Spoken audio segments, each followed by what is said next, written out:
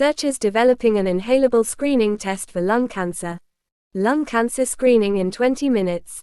For this study, researchers used a new technology using nanoparticleTrusted source sensors that are breathed in through the use of an inhaler or nebulizer.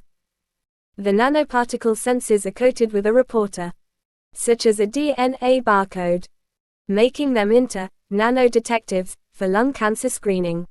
Upon inhalation, these DNA-barcoded nanoparticles patrol the lungs in search of cancer-associated proteaseTrusted source signatures.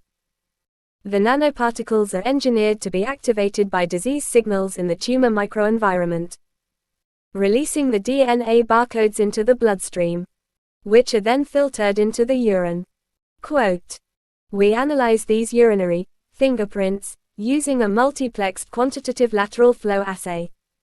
He added, "Results can be obtained at room temperature from the paper test within 20 minutes. Quote, "Risk of lung cancer significantly decreases after smoking is stopped. Researchers say people who have quit smoking have a lower risk of a number of cancers. Stopping smoking reduces cancer risk at any age, especially after 10 years, according to a new study.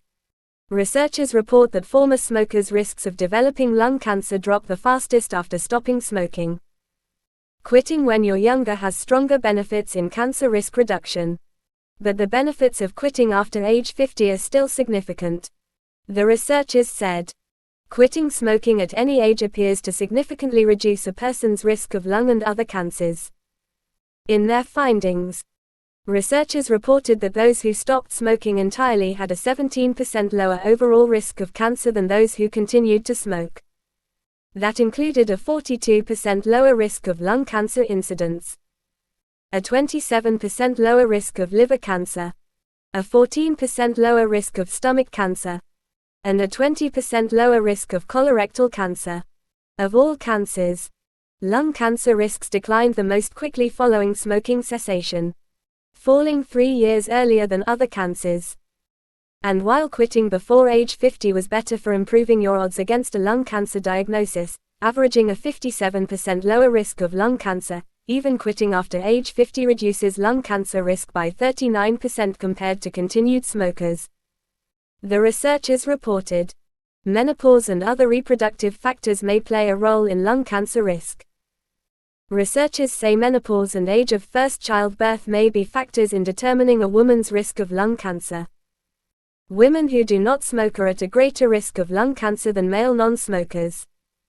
Sex hormones may mediate these gender disparities in lung cancer incidence. But the evidence showing an association between sex hormone-related reproductive factors and lung cancer risk has been contradictory. A large study involving more than 273,000 women, however, did find an association between reproductive factors, such as age at menopause and first childbirth, and lung cancer risk. Impact of reproductive factors on lung cancer risk. Partially consistent with previous studies' trusted source.